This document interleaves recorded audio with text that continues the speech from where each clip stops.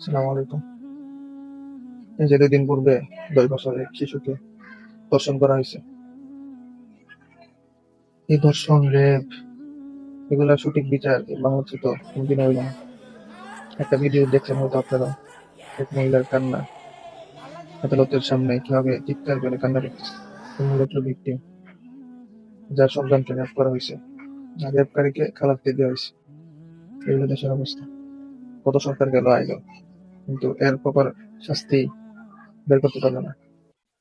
এজন্য আমরা বলি খেলাফত প্রয়োজন, ইসলামী শাসন ব্যবস্থা প্রয়োজন। মুজাদ্দ আলীম বলছিল না যে আইনের জন্য ব্রিটিশদের বা আমেরিকাদেরকে অনুসরণ করতে হবে।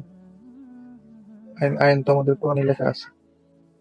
যতদিন ইসলামের শরীয়তের আইন ব্যবস্থা না হবে, ততদিন এই দেশ, এই জাতি কখনো শুধরাবে না। আপনার তো যায় নাই, আপনার মেয়ে বা আপনার বউ, বোন, তাদের তো এরকম হয় না, এই জন্য আপনার খবর নাই।